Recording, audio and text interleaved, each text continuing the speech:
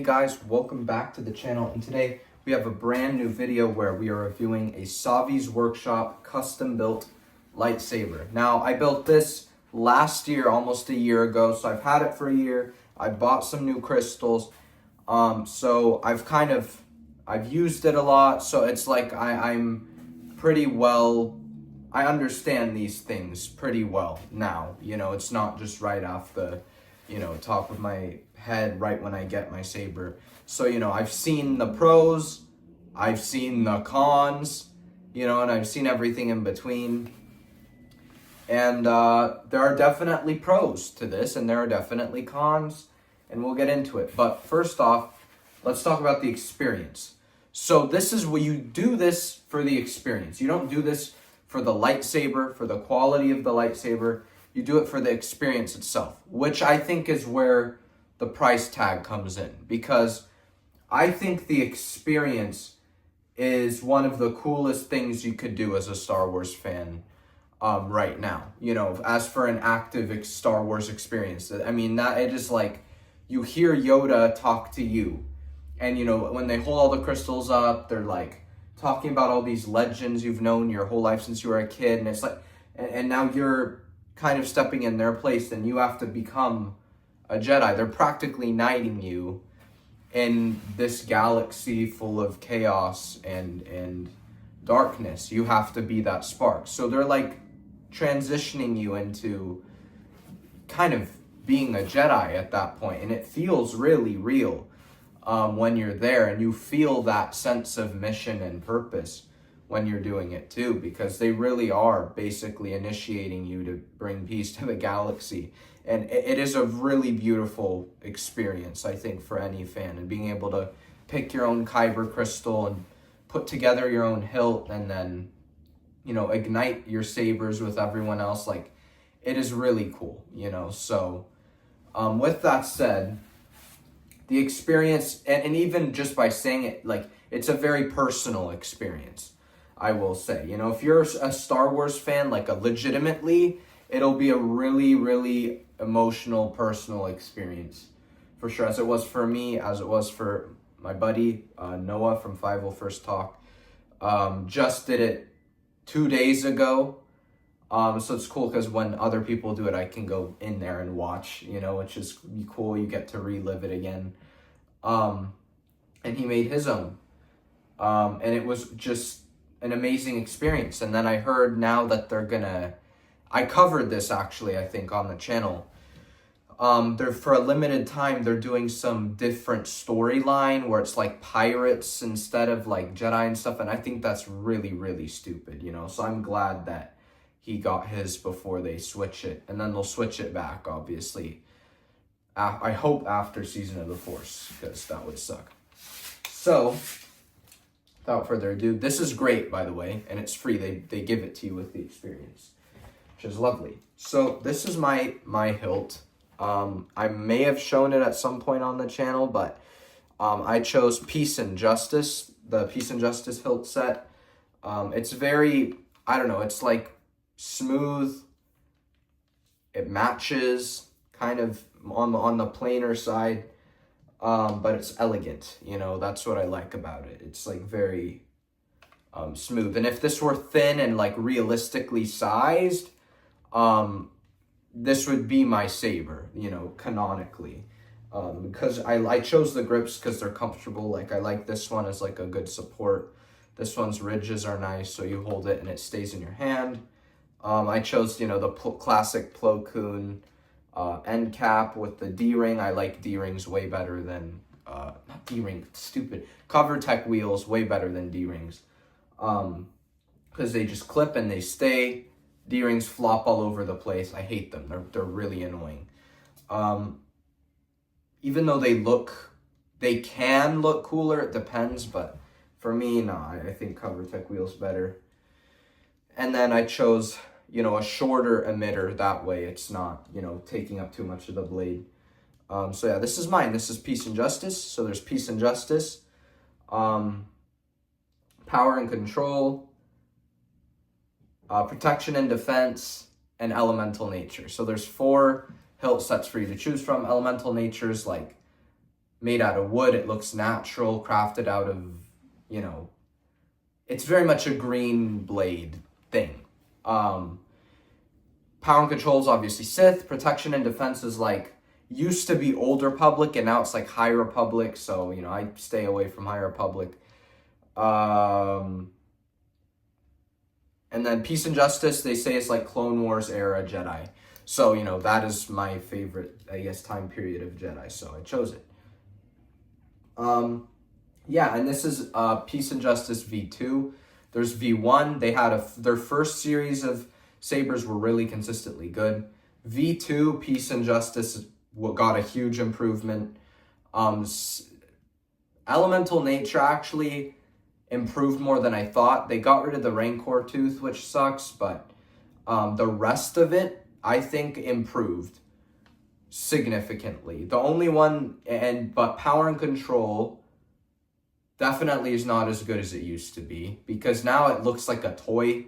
Like, it doesn't look like a real Sithy saber, where the V1 version's a lot better there. And same for protection and defense. I think the V1 version is better. So it kind of like, two of them got better, two of them kind of got worse. But yeah, so what's included in this thing? So it comes with the experience, obviously, and you get, let me dust it off a little. You get your pin for whichever saber you choose. So this is the pin for Peace and Justice. You get a crystal, you get a blade, you get a bag, obviously then you get your lightsaber. So it comes with a lot of stuff, which is cool. And it helps scanning your card for $220, helps it go down better, you know, because you're like, well, I get all this extra stuff with it, you know, I'm not just getting the hilt, you know, you get a bunch of, you know, other things, which is great.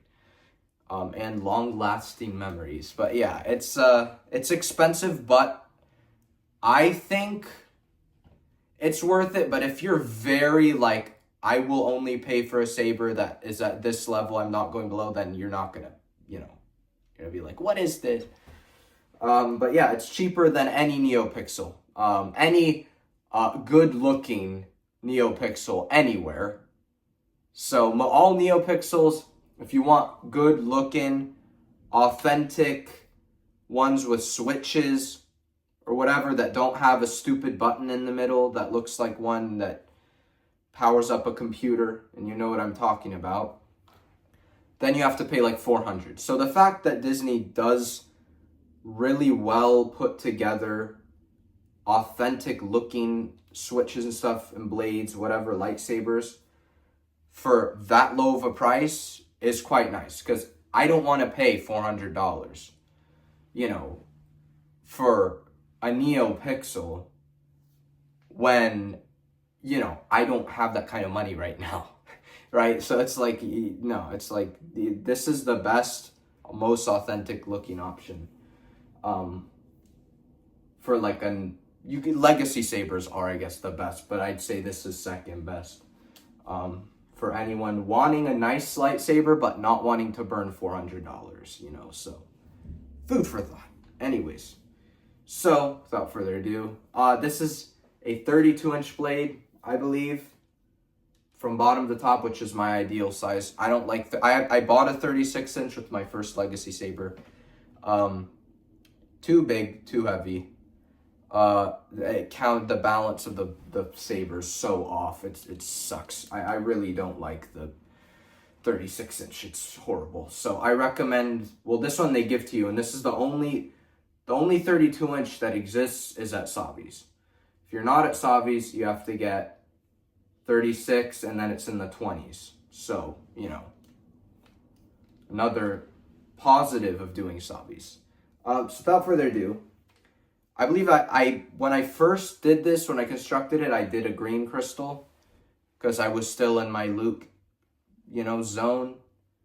Now I have a blue crystal in this because I feel that much better aligns with me personally at this point in time. Back then, I was definitely green, not anymore. So yeah, here's the saber. Wow, yeah, I'm really... Oh, I'm crammed on space. I wish. There we go. So now you can kind of see the whole thing. Yeah, so this is the Saber. Not bad. It looks much better colored in person. It's like the right shade of blue. But on there it looks like dark blue. It's not. I don't know why.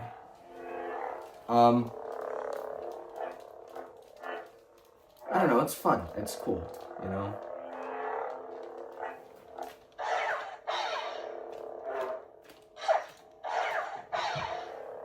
There's the clashes. There's the hum. It's like breathing, see? And then it kind of goes back. See, it's cool. I don't know. I like the hum of this one. And then that's the activation. But yeah, so that's like how the general look functionality of it. Very base level. You know, this is like a level 1 nice lightsaber. So this is like starting stage. I want one that's like metal, you know, level 1. Okay, this is like beginner's level saber. So there's no Neo Pixel, whatever the fuck, you know, there's no SD card and none of that. It's just basic, you know, one sound font, one blade thing, you know, with whatever crystal you choose, you know, and then just basic clashes, basic swinging. It's just sturdy, it's nice, it's reliable. You know, it's not gonna bug out like some NeoPixels because they're so computerized. Some of them will bug out, and like when you turn it on, like the sound won't come. It's like freaking NeoPixels are so complicated, and I think that's why I haven't even gotten. You know, I have my Imperial Workshop one, which isn't great, but you know, that's why I haven't bought it. Theory Sabers is great. It's the best sabers in the market, but you know, I personally, it's just like that super, like, I don't know, maybe it's just my bad experience with Imperial Workshop, but that super nitty gritty, like, you know, down to every minor detail things, like, I just can't. It makes me really mad, and it's like upsets me. It's like I don't want to have to go into an SD chip to have to go into the individual settings of the saber to add a sound font, and if I mess up once, my whole saber is gonna explode, right? It's like, it's so stupid, dude. Like, I don't want to deal with that. But yeah, like if you were like, I need a real screen used looking one, theorysabers.com. If you're like me and you're like, hey, I want a really cool looking lightsaber that isn't $400, this is the best option. Not the Scavenger Hilt. Everyone's like, Scavenger Hilt? No, it's lame. It doesn't feel Star Wars-y. It feels like a Walmart toy with cool sounds. Not worth it. This is much, much, much better for me, because the look of the saber is a lot of the immersion for me, and if I just have a metal stick with a blade, it just, I can't. Like, to me, it's more the design over the functionality. So yeah. So that's the functionality of it. Now, I will show you kind of the crystal thing and how that works. I have a few over there.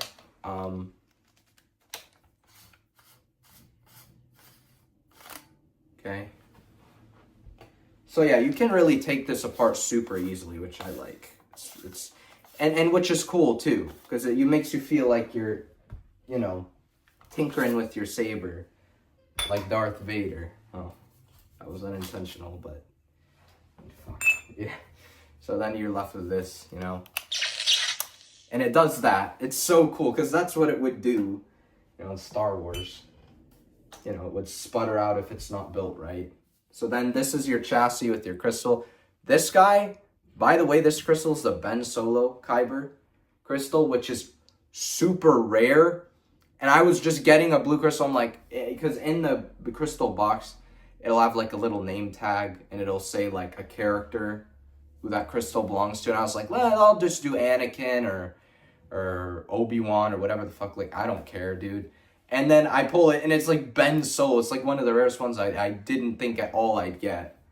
But that was insane. I recorded my reaction. I think it's on Saudi Video Instagram. You should check it out. But yeah. Now this is empty. And then this is like the Kyber. Pretty cool.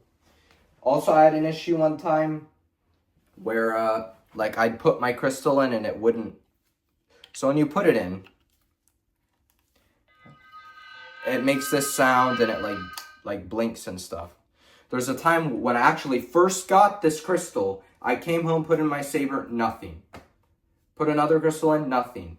And so I was like, did my saber just break? Like, are these that bad that they just break on you randomly? No. I had to go and switch out the batteries, and that solved the problem. But it's weird because sometimes it would turn on for a second, and it seems like a big glitch, but literally all it is change the batteries, and that is kind of complicated because then you have to take this part out. No, it's this part, right? You take this part, unscrew it out, unscrew the batteries loose with the screwdriver. It's like a whole thing, and it's annoying, but I figured it out. So if that ever happens to you, 95% sure your saber's not broken. It just needs a battery switch. Even if it sputters sometimes, because that means the batteries just have a little bit of life in them, and they're like trying to hold on for dear life, but just switch them out and your life will be easier. But that freaked me the fuck out. I was like, dude, I spent $220 on this. I've had it for, at that point, less than a year, and I was like really starting to become concerned, but it was just a simple battery change and all things were better, so just be aware of that. I'm gonna grab, they're right here, I'm stupid. We're thinking green, red, purple. What should we do? Let's do red. Screw it, dude. Just go Sith mode. And they come in these cool, like, canisters. They used to be, I remember the old crystal ones were lame. You just pop it open, and this is like a whole thing. You unscrew it. It's like the Jedha Kyber crystal containers, where it's like in Rogue One and on the transport, and you have to twist it out and pull the canister. It's based off of that, basically. Just a lot cheaper. Oh. And it's held in more secure when you first get it too. See, they come with like character slips. So technically you could collect these and try to get all the characters, but I think it's stupid because it's a fucking piece of paper. It's like there's no difference in like, oh, if this was Sidious or Vader or Bane, it's like the same thing. Unless, actually that's not true, because if you get a holocron and you put this in a holocron, the voice will be what the character is. So if you put this in like, and it's Vader will talk in the holocron, but since mine's Darth Bane would talk in the holocron. But if you don't have a holocron, then it's kind of useless. I don't have a holocron yet. I might get one at some point, but I have not gone to that so far. Shit. Oh, am I putting this in the wrong way? No, I'm not. There we go. Boom. Okay. Red goes to red. See the red thing? Red goes to red. Blue goes to blue.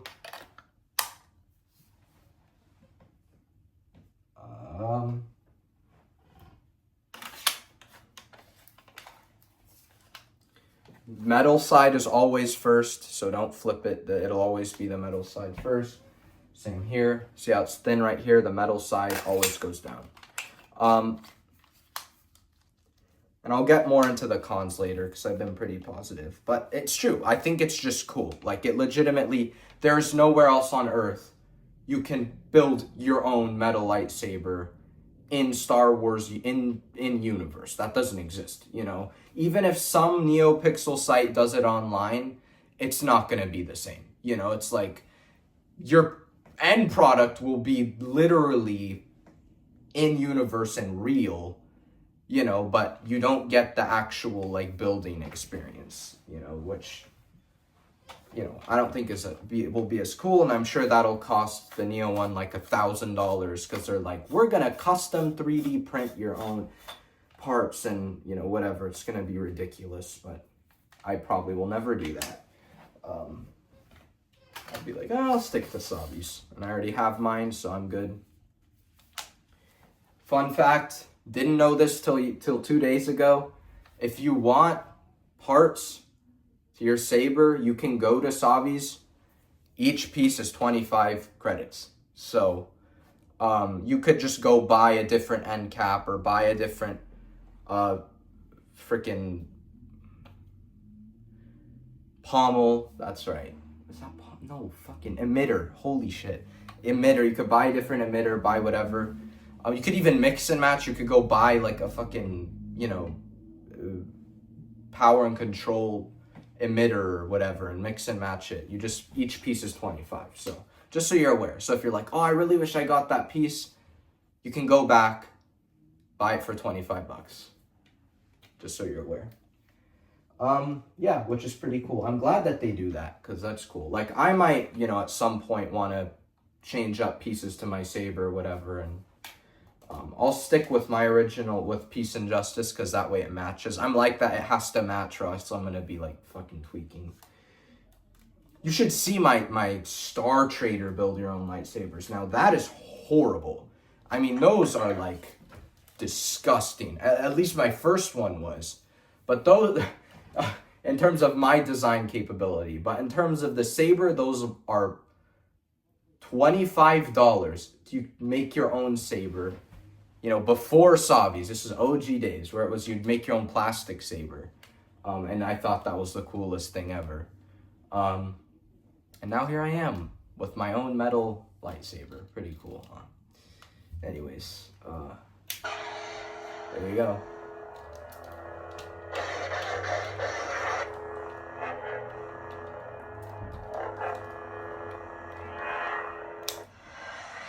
And what I like about these, the soundboards for these, is that they're actually files from the certain, whether it's movies or games or whatever. I think it's movies. Hold on. Yeah, that's Vader from Empire. I don't know what that one is. Yeah, but that ignition is definitely like Vader from Empire. In Cloud City when he ignites his saber. But they're actual files from the movies. They're not recreations. Like this is straight files from the movies, which I think is really freaking cool. And the only man on earth who can pull it off 1-to-1 scale, Kyber Phonic, bro. That guy makes 1-to-1 and no other saber sound font person can even come close. I don't even understand. I physically, mentally, and spiritually don't understand how he does what he does. I don't know how you recreate sounds like that. Like, I just don't. I don't understand.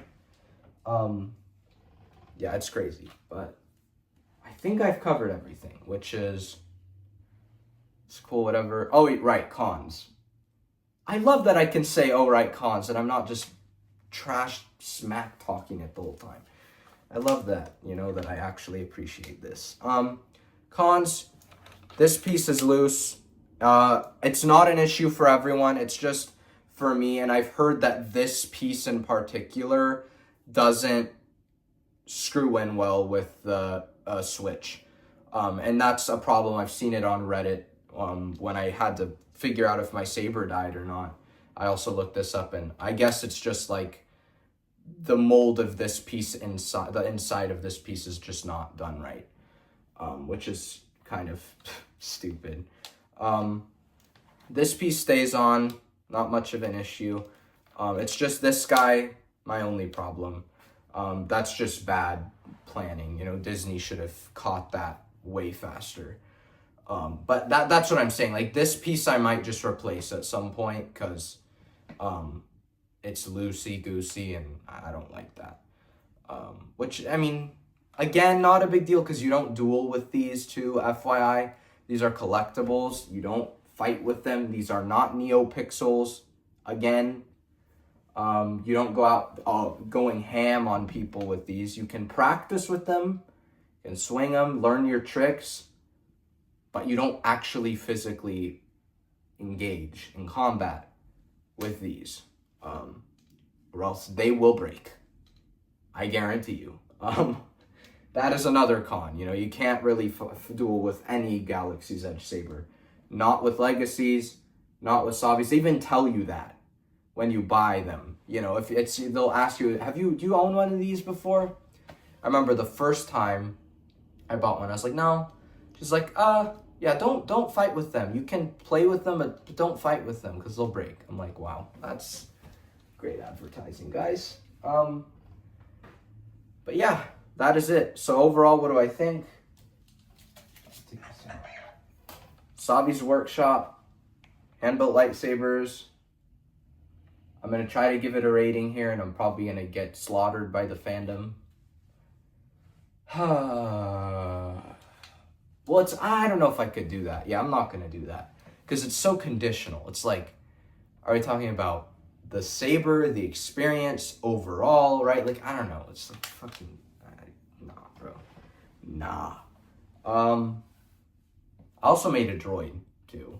Which I've named him R2Z4. He's a G. He's my canonical Astro droid. His colors are based off the OG Sade video channel colors, and I did that on purpose. So he'll always be, you know, back to the old logo, the first one, you know, so before the reboot, like that guy, you know, he's back there.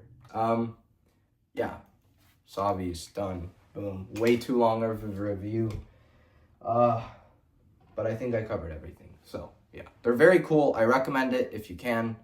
Especially if you don't go to Disneyland often, you should definitely do it. It will only add positively to your experience. Do not do it in the morning. Do not. You will kill all your time at Disneyland in the morning. Don't do that. Because the morning is when you get on ride, and you're done with like the 6 biggest rides by 12 o'clock. Don't do it in the morning. Do it after 12. I recommend 2 p.m.-ish. When the parks start to get really crowded. Well, at that point, they should be really crowded.